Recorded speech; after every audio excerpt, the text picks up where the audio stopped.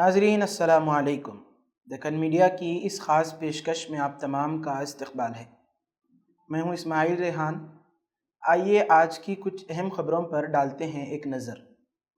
اڈیشہ میں نیپالی طالبہ کی خودکشی کے بعد کشیدگی پھیل گئی۔ سفارتی تناؤ اور طلبہ کی جبری بے دخلی۔ اڈیشہ سے خبر ہے کہ ریاست کے معروف تعلیمی ادارے کالنگا انسٹی ٹیوٹ آف انڈسٹریل ٹیکنالوجی یعنی KIIT میں نیپال سے تعلق رکھنے والی ایک طالبہ کی مبینہ خودکشی کے بعد صورتحال کشیدہ ہو گئی۔ اس افسوسناک واقعے کے بعد نہ صرف کیمپس میں تناؤ بڑھا بلکہ دونوں ممالک کے درمیان سفارتی سطح پر بھی اس کے اثرات مرتب ہونے لگے۔ رپورٹس کے مطابق اس واقعے کے بعد 500 سے زائد نیپالی طلباء کو کیمپس چھوڑنے پر مجبور کر دیا گیا، جس پر بین الاقوامی سطح پر تشویش کا اظہار کیا جا رہا ہے۔ تفصیلات کے مطابق KIIT میں انجینئرنگ کی تعلیم حاصل کرنے والی 20 سالہ طالبہ پراکرتی لمسال کی لاش اتوار کی شام ان کے ہاسپٹل کے کمرے میں ملی۔ پولیس کے مطابق لمسال کو ایک ساتھی طالب علم اڈویک شری واستو کی جانب سے بلیک میل کیا جا رہا تھا، جس کے نتیجے میں وہ ذہنی دباؤ میں تھی۔ پولیس نے شری واستو کو بیجو پٹنائک بین الاقوامی ہوائی اڈے کے باہر گرفتار کیا اور اس پر بھارتی قانون کی دفعہ 108 یعنی خودکشی پر اکسانے کے تحت مقدمہ درج کر لیا گیا۔ طلباء کا احتجاج اور کیمپس چھوڑنے کی ہدایت۔ اتوار کی رات نیپالی طلباء نے یونیورسٹی کے قریب سڑک بلاک کر کے احتجاج کیا۔ ان کا الزام تھا کہ لمسال نے یونیورسٹی کے بین الاقوامی تعلقات دفتر یعنی IRO میں ہراسانی کی شکایت درج کرائی تھی، لیکن کوئی کارروائی نہیں کی گئی۔ مظاہروں کے بعد پیر کو یونیورسٹی انتظامیہ نے نیپال سے تعلق رکھنے والے تمام بین الاقوامی طلباء کو فوری طور پر کیمپس چھوڑنے کی ہدایت جاری کی۔ 500 سے زائد طلباء کو بسوں میں سوار کروا کر مختلف ریلوے اسٹیشنوں پر چھوڑ دیا گیا، جہاں سے انہیں گھروں کو جانے کے لیے کہا گیا۔ ویڈیوز میں دکھایا گیا کہ نیپالی طلباء کو تحقیقات میں شامل ہونے سے روکنے کے لیے زبردستی نکالا گیا۔ بعض طلباء نے الزام لگایا کہ ان کے موبائل فون چیک کیے گئے اور جو مزاحمت کر رہے تھے انہیں گارڈز اور باؤنسرز نے تشدد کا نشانہ بنایا۔ نیپال کا رد عمل اور سفارتی سطح پر اقدامات۔ نیپالی وزیر اعظم KP شرما اولی نے اس واقعے پر سخت نوٹس لیا اور social media plate form X پر بیان جاری کرتے ہوئے اعلان کیا کہ نئی دلی میں نیپالی سفارت خانے کے 2 افسران کو متاثرہ طلباء کی مدد کے لیے اڈیشہ بھیجا گیا ہے۔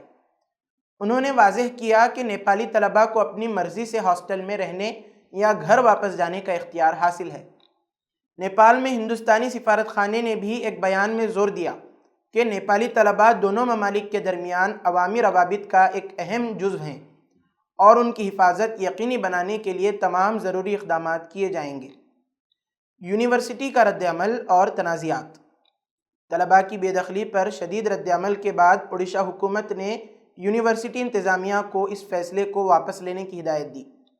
اس کے بعد KIIT نے نیپالی طلباء کو واپس آنے اور تعلیمی سلسلہ جاری رکھنے کے لیے مدعو کیا اور 24 گھنٹے کام کرنے والا کنٹرول روم بھی قائم کیا۔ اس دوران یونیورسٹی کی ایک فیکلٹی ممبر کا نیپالی طلباء کے خلاف متعصبانہ بیان سامنے آیا، جس میں انہوں نے کہا کہ KIIT ہر سال طلباء کے کھانے پر نیپال کی کل GDP سے زیادہ خرچ کرتا ہے۔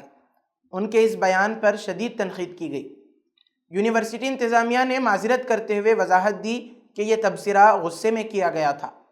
یونیورسٹی نے مزید اقدامات کرتے ہوئے 12 سیکورٹی اہلکاروں کو برطرف جبکہ ہاسٹل کے 2 سینئر عہدیداروں اور بین الاقوامی تعلقات دفتر کے ایک سینئر افسر کو معطل کر دیا۔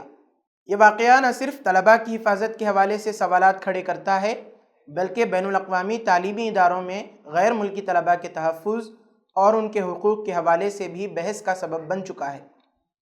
نیپال اور بھارت کے درمیان عوامی سطح پر مضبوط تعلقات ہیں، لیکن ایسے واقعات سفارتی تعلقات میں تناؤ کا باعث بن سکتے ہیں۔ یونیورسٹی انتظامیہ اور متعلقہ حکام کے لیے ضروری ہے کہ وہ ملکی طلباء کے تحفظ کے لیے مؤثر اقدامات کریں اور ایسے واقعات کی روک تھام کو یقینی بنائیں۔ اب خبر ہے راجستھان سے۔ BJP حکومت نے راجستھان کے اسکولوں میں اردو کی جگہ سنسکرت تھوپ دی۔ اساتذہ سراپا احتجاج۔ تعلیمی پالیسی یا سیاسی ایجنڈا۔ پیش ہے ایک تجزیاتی رپورٹ۔ راجستھان سے خبر ہے کہ BJP حکومت نے ریاست کے بعض سرکاری اسکولوں میں اردو کو بطور اختیاری تیسری زبان ختم کر کے اس کی جگہ سنسکرت کو شامل کرنے کا حکم جاری کیا ہے۔ اس فیصلے کے خلاف اردو اساتذہ اور اقلیتی طبقات میں شدید غم و غصہ پایا جاتا ہے، اور اسے اقلیتوں کے ساتھ امتیازی سلوک اور زبان و ثقافت پر ایک منظم حملہ قرار دیا جا رہا ہے۔ یہ فیصلہ ایک ایسے وقت میں سامنے آیا ہے جب حال ہی میں ریاست کے تمام اسکولوں میں سوریہ نمسکار کو لازمی قرار دینے کے حکومتی اقدام پر پہلے ہی تنقید کی جا رہی تھی۔ اب اردو کی جگہ سنسکرت کو مسلط کرنے کے حکم نے معاملے کو مزید سنگین بنا دیا ہے۔ صورتحال اس وقت مزید بگڑ گئی جب وزیر مملکت برائے داخلہ جواہر سنگھ بیڈھم نے الزام لگایا کہ اردو اساتذہ نے جعلی ڈگریوں پر نوکریاں حاصل کی ہیں، اور کانگریس حکومت نے سنسکرت اساتذہ کو ہٹا کر ان کی جگہ اردو اساتذہ کو تعینات کیا تھا۔ ان بیانات کے بعد شدید احتجاج دیکھنے میں آیا، اور بی جے پی حکومت پر ہندوتوا نظریہ زبردستی مسلط کرنے کے الزامات لگائے جا رہے ہیں۔ کانگریس رکن اسمبلی رفیق خان نے وزیر تعلیم کو خط لکھ کر نشاندہی کی کہ جے پور کے ایک اسکول میں 323 میں سے 127 طلبہ اردو پڑھ رہے ہیں، جبکہ صرف 17 طلبہ نے سنسکرت کو بطور تیسری زبان منتخب کیا ہے۔ انہوں نے حکومت کو متنبہ کیا کہ اگر اردو کلاسز ختم کرنے کا فیصلہ واپس نہ لیا گیا تو یہ معاملہ اسمبلی اور عدالت میں اٹھایا جائے گا۔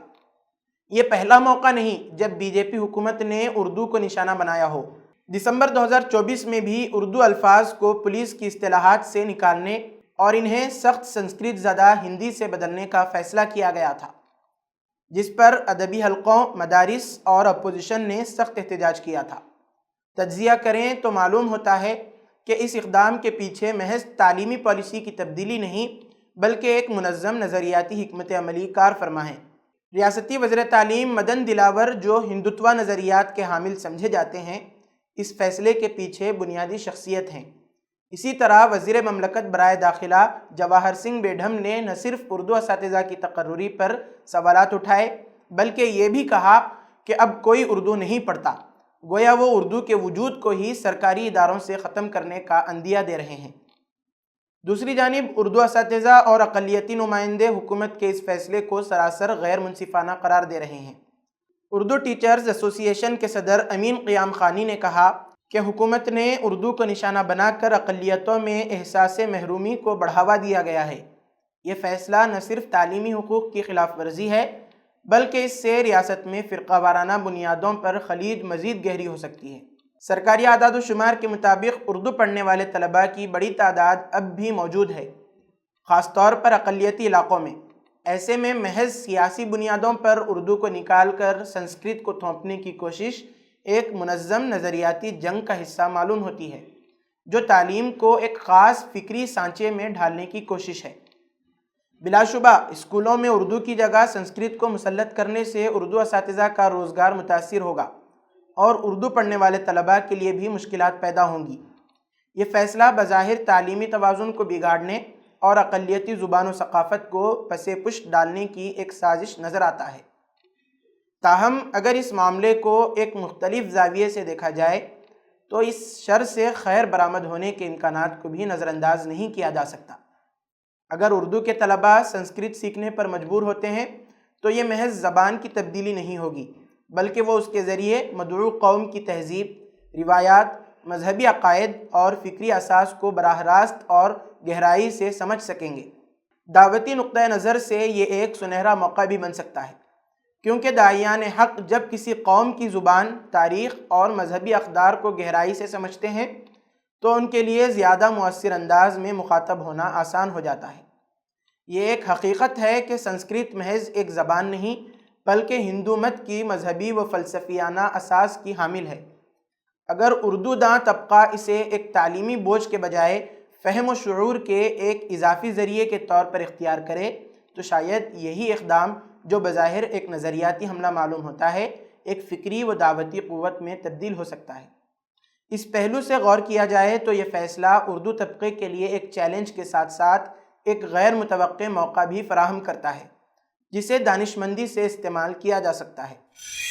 اب تیسری اور آخری خبر ہے تلنگانہ کے ضلع سنگا ریڈی سے۔ باپ کو ظالموں سے بچانے کی کوشش میں 15 سالہ عالیہ بیگم جاں بحق۔ تلنگانہ کے ضلع سنگاریڈی میں ایک ایسا واقعہ پیش آیا جس نے پوری مسلم برادری کو ہلا کر رکھ دیا۔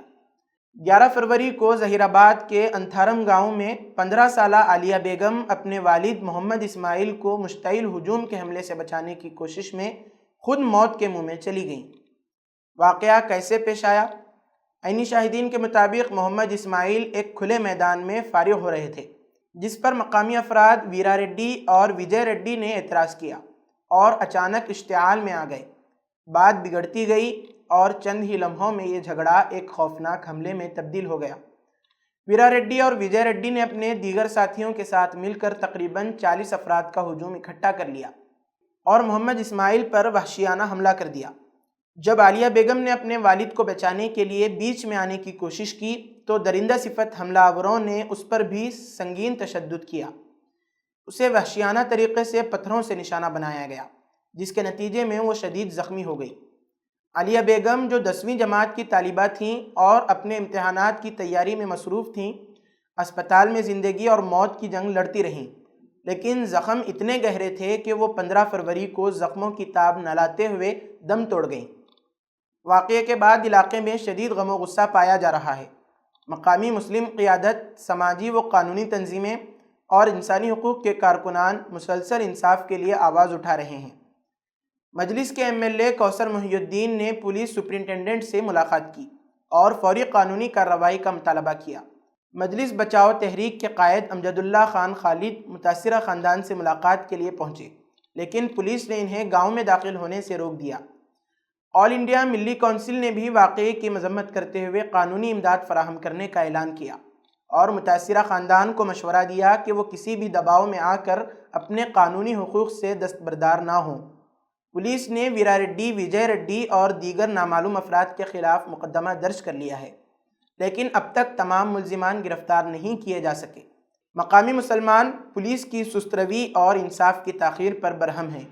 یہ کوئی عام قتل نہیں، بلکہ یہ ایک معصوم بیٹی کی بے بسی کی کہانی ہے جو اپنے والد کے لیے ڈھال بنی مگر درندگی کی بھینٹ چڑھ گئی۔